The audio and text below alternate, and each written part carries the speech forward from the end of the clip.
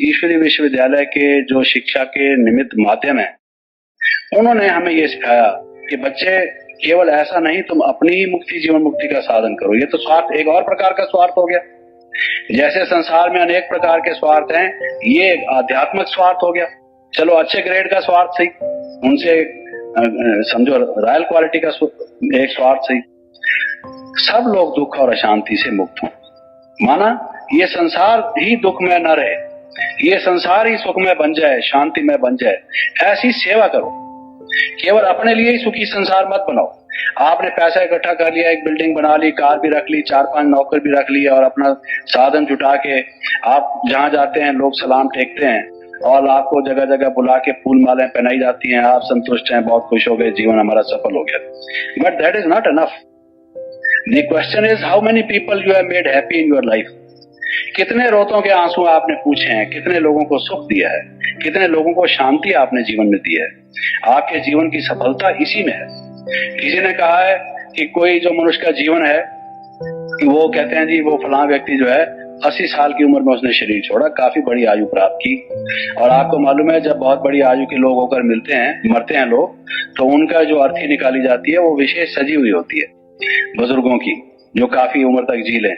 दादा या दादा के भी पितामह, जो उनकी अर्थी निकलती है वो सज धज के निकलती है। पैसे भी लोग वो पुरानी प्रथा है डालते हैं, बाजे बजते हैं, लड्डू बांटे जाते हैं। बच्चे लोग तो समझते हैं आज उत्सव है, उनको क्या मालूम कि परदादा जी जो हैं वो प्राण त्याग गए, तो वो अपना खुश होते हैं कि आज लड्डू खाने को मिले। तो ऐसा होता है। तो वो भाई काफी आयु जी, लेकिन सवाल ये नहीं कोई पूछता कि वो अपने लिए जिया या किसी और को भी सुख दिया। संसार में जीना उसका अच्छा है जो केवल अपने लिए नहीं जीता बल्कि दूसरों के लिए भी जीता है। हमने संसार में अपना तन मन धन स्वयं ही सारा अपना खत्म कर दिया, तो या दूसरों को भी उससे कुछ लाभ दिया, ये एक सोचने की बात है। तो किसी व्यक्ति ने कहा है our life should be measured not in years but in great acts. हमने जीवन में महान कार्य क्या किए उससे हमारे जीवन को मापा जाना चाहिए। किसी ने 50 काम किए, किसी ने 100 काम किए, उसकी आयु उतनी ही बड़ी है, वरना कर्म तो हम कर ही रहे हैं। अगर हम कर्म मोह से, क्रोध से, लोभ से, इस तरह से काम कर रहे हैं, विकारों के वशीभूत हुए, फिर तो और ही अपना आगे के लिए नुकसान कर रहे हैं। कर्म के बिना तो कोई भी व्यक्ति नहीं रहता। गीता में ये कहा गया है कि हे वत्स, हर एक व्यक्ति जो इस कर्म क्षेत्र पर आया है, जिसने ये कर्मेंद्रियों का शरीर लिया है, कर्म तो हर एक को करने पड़ते हैं, बिना कर्म किए कोई नहीं रहता। खाना खाना ये भी एक कर्म है, इस तरह से मन से कुछ सोचना ये एक मानसिक कर्म है। मन वचन कर्म से कर्म के कई प्रकार हो सकते हैं। कर्म तो हर एक व्यक्ति कुछ ना कुछ करता रहता है, लेकिन यहां तक भगवान ने कह दिया कि कर्म करने तो मुझे भी संसार में आना पड़ता है, ताकि अगर मैं ना आऊं तो इस संसार में अव्यवस्था आ जाती है और लोग धर्म से हटकर अधर्म में पड़ जाते हैं, पापाचार अत्याचार बढ़ जाता है संसार में। कर्म मैं भी करता हूं, लेकिन जो कर्म क्या है, अकर्म क्या है, विकर्म क्या है, उसको नहीं जान के कर्म करता रहता है तो पाप का भागी बनता है। तो कर्म तो हम करते हैं, लेकिन उसमें से कितने कार्य हमारे कर्म हैं जो हम सेवा के लिए करते हैं, या जो हमारे सत्कर्म है, श्रेष्ठ कर्म है, सतोगुणी कर्म है, महान कर्म है, जो हम कहें जिसके लिए, जैसे वो कबीर कहता है मेरी चुनरी में लागा दाग, पिया के घर जाऊं कैसे। तो ये तो सारा मेरा, जैसे सजनी जाती है साजन के पास, शीशे के सामने खड़ी होगी, सुरमा पहनेगी, पाउडर लगाएगी, कंघी देगी, तैयार करेगी, साजन के पास जाना है। एक जाता है व्यक्ति इंटरव्यू पर, तो कहता है पर्सनैलिटी भी देखेंगे मेरी, सिर्फ मेरी जनरल नॉलेज नहीं देखेंगे। बार बार कंघी करेगा, बाल ये इधर से उधर बिखरा हुआ है तो फिर थोड़ा उसको पानी लगा के सेट करेगा, it should be all right. देखेगा नेकटाई ठीक जगह पर है कि नहीं है, यहाँ जेब में रुमाल ठीक रखा है कि नहीं, पेन ठीक जगह पर लगा हुआ कि नहीं लगा, कि पर्सनैलिटी को भी लोग देखेंगे। तो वो हर एक व्यक्ति ये देखने की कोशिश करता है कि मेरा जो व्यक्तित्व हो वो ठीक प्रकार का एक व्यक्तित्व हो। लेकिन ये तो एक हमारा बाह्य अपना मूल्यांकन है, बाह्य व्यक्तित्व है। हमारा मन, हमारे कर्म, जो पर्सनैलिटी विशेष है, वास्तविक है, वो हमारी कहाँ तक ठीक है, इसको हमने अपने जीवन में इसका मूल्यांकन किया या नहीं किया, इस तरफ हमने ध्यान दिया कि नहीं दिया।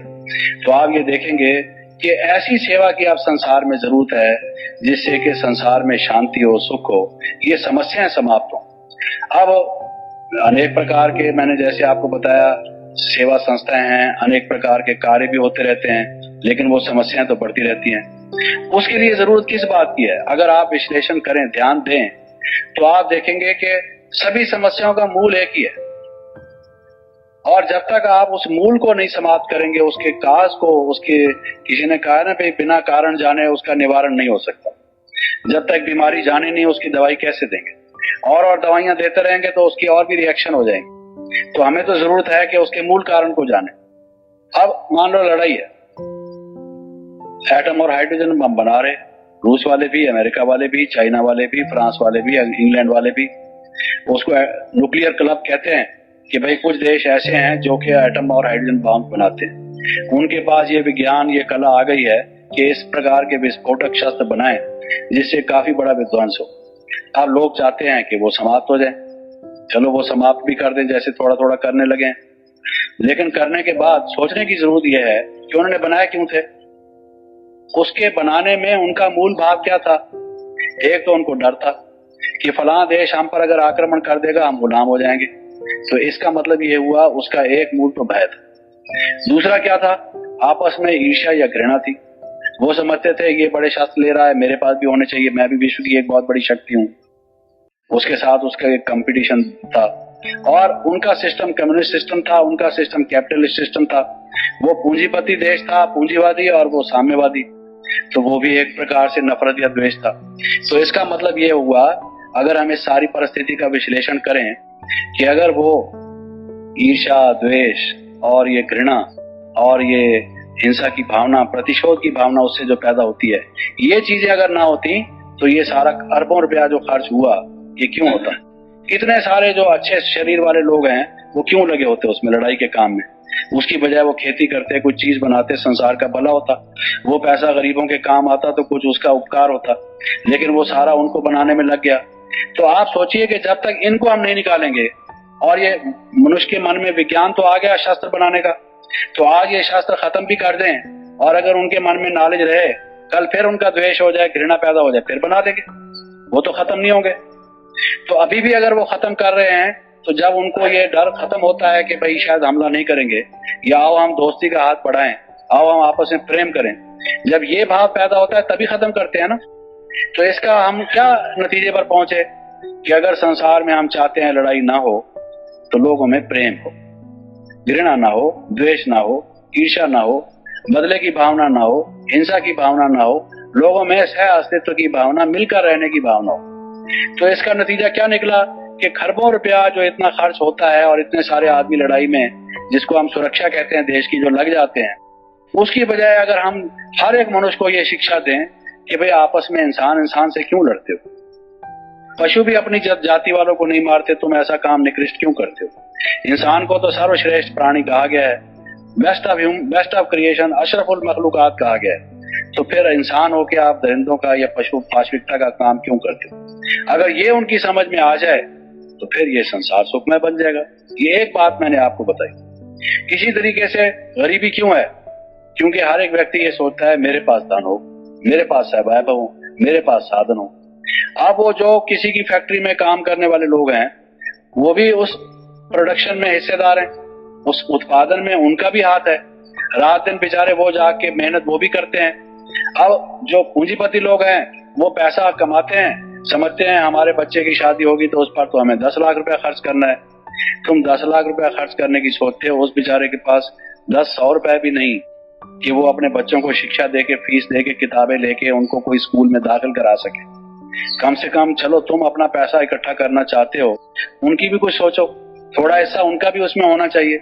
तो जब मनुष्य को ये भावना नहीं होगी, जिसको शोषण हम कहते हैं अपने लालच के कारण से, तो आप कितनी भी संस्थाएं बना लीजिए जो गरीबी को मिटाने वाली हो, गरीबी तो मिटेगी नहीं। क्योंकि उसका कारण यह है कि मनुष्य का दूसरों के प्रति सद्भावना ना होने से, प्रेम ना होने से, संतोष ना होने से, ये जो गुण है, फिर भी इन्हीं गुणों की बात है, प्रेम, सद्भावना, संतोष, और साथ साथ जो भ्रातृत्व की भावना है कि ये भी हमारे भाई हैं, इनका भला हो, सहानुभूति।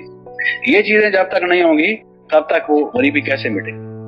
तो बहनों और भाइयों, मैं सब समस्याओं का इस समय विश्लेषण करने के लिए नहीं ये चर्चा कर रहा, लेकिन संक्षेप में आपको ये कहना चाहता हूं कि जितनी भी समाज सेवी संस्थाएं जो कार्य आज कर रही हैं समस्याओं को मिटाने का, उन समस्याओं के अगर हम कारण में जाएं, मैंने जैसे दो मुख्य समस्या आपके आगे ले ली, ऐसे ही आबादी बढ़ती जा रही है। चलो एक समस्या हम और ले लेते हैं, मकान बनाते हैं, काफी सारे मकान। आप दिल्ली में जाएं, जो लोग वहां 1947 में आए और जो आज आप जाके देखें, दिल्ली इतनी एक्सपैंड हो गई, हर एक शहर इतना एक्सपैंड हो गया कि अगर कोई पुराना आदमी 100 साल पुराना आदमी कोई कब्र में से फिर उठ के खड़ा हो, दिल्ली में आ जाए, वो तो चक्कर खा के गिर जाएगा।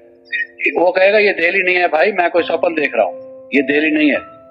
तो इतने व्हीकल्स हैं, सड़क पार करना मुश्किल है, लोग कितनी कितनी देर खड़े रहते हैं, एक के बाद दूसरी व्हीकल, तीसरी व्हीकल, चौथी व्हीकल।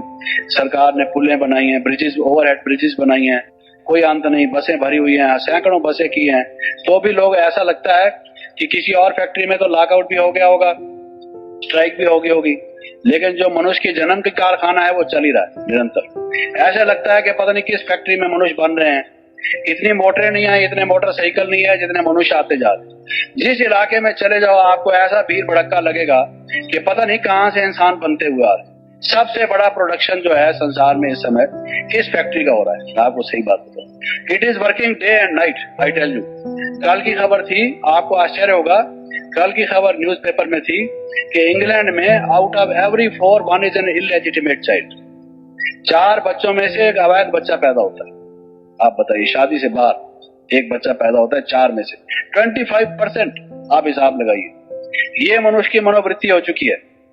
तो आप विचार करें कि जब देश की आबादी इतनी बढ़ती जाएगी, फटाफट पैदा होते जाएंगे इंसान, और इसकी प्रोडक्शन कैसे होती है, वो और करेंगे, वो और करेंगे, वो और करेंगे। इस पर अगर कोई प्रतिबंध नहीं तो नतीजा उसका क्या होगा? आप इतने स्कूल खोल नहीं सकते, इतने अस्पताल बना नहीं सकते, इतने घर दे नहीं सकते, इतनी एम्प्लॉयमेंट दे नहीं सकते, और वातावरण भी प्रदूषित होगा।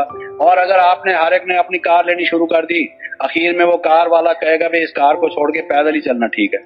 1 घंटे से ये ट्रैफिक जाम में कार खड़ी हुई है, अब तक तो मैं पैदल ही पहुंच जाता। ये कार नहीं, कार का नाम बेकार होना शुरू हो जाएगा। अब उस कार को लोग कार नहीं कहेंगे, कहेंगे बेकार है। अब ये सोचने की बात है कि अब ये समस्या कैसे समाप्त होगी। मनुष्य की ये जो काम वासना है, भोग वासना है, जिसका कोई अंत नहीं, उसकी प्यास बढ़ती है। आपने महाभारत में कथा पढ़ी होगी कि किस प्रकार से उसने 100 साल तक जिया, भोग भोगा, और फिर बेटे को कहता है कि मुझे अपनी जवानी दे दे, मेरे से बुढ़ापा ले ले, राज तू ले ले। ऐसी ऐसी कहानियां मिलती हैं। और वो भोग भोगने के बाद उसने क्या समझा कि ये भोगों का कोई अंत नहीं, ये ऐसे अग्नि के समान है जिस पर घी डालो तो भड़केगा, कम नहीं होगा। कभी भी हमने किसी ऐसे व्यक्ति को नहीं देखा जो इन भोग भोगने से तृप्त हुआ हो। कई लोग हैं खूब अचार मुरब्बे खाते हैं, बहुत टेस्ट लगता है उनको। जिस दिन उनको अचार ना मिले, आम का, नींबू का या किसी और चीज का, मिर्च मसाले का, तो कहते हैं आज खाना में मजा नहीं आया, आज पता नहीं खाना खाया हजम भी होगा कि नहीं। ऐसे लोगों को हमने देखा कि जब मर रहे हैं कहते हैं अचार तो थोड़ा सा खिला दो। बुजुर्गों को ये कहते हैं, अरे भाई तू मर रहा है, डॉक्टर कहता है इसको खाना भी मत खिलाओ, सिर्फ चाय पिलाओ, और तू कह रहा है कि अचार खिला दो। कहता है थोड़ा सा तो खिला दो। मैंने खुद सुना है, आई टेल यू ऑनेस्टली।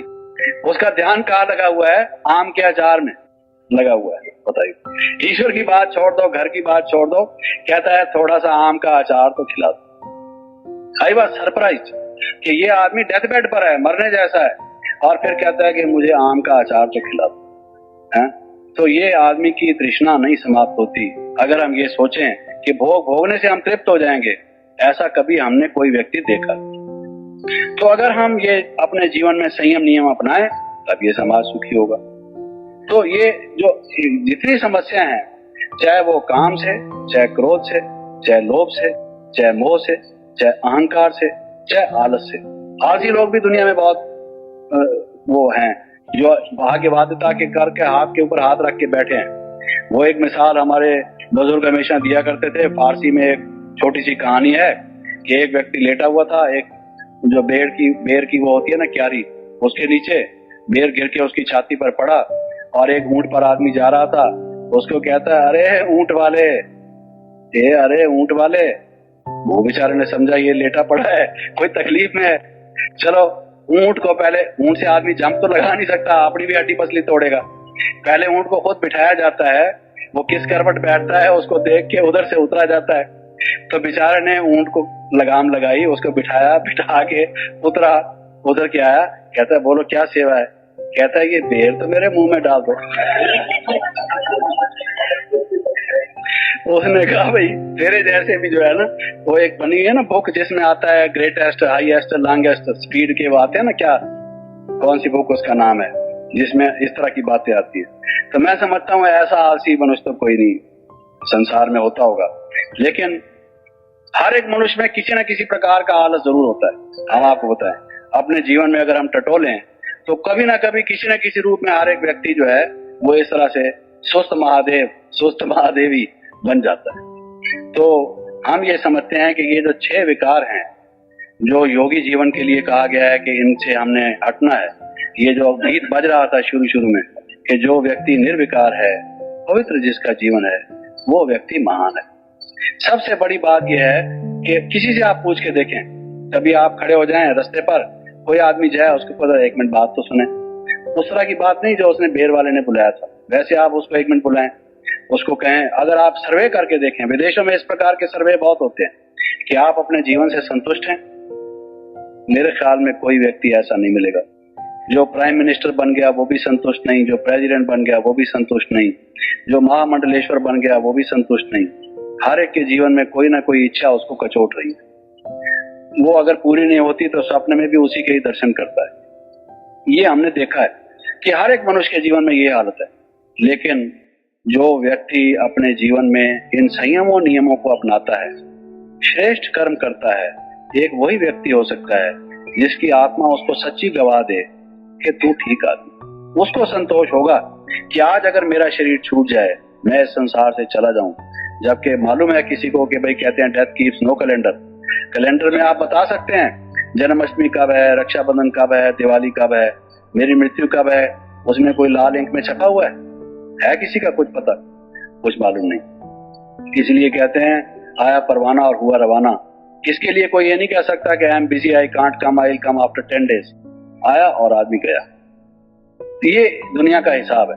जब ऐसी बात है तो हम जब अपने मन में झांक के देखें कि हमारा जीवन जो है संसार को भी सुख बनाने में और स्वयं को भी सुख बनाने में, सुखमय बनाने में, क्योंकि संसार भी सुखमय तभी होगा, समस्याओं से रहित तभी होगा, दुखों और अशांति से मुक्त तभी होगा जब व्यक्ति होगा, क्योंकि व्यक्ति समाज की इकाई है।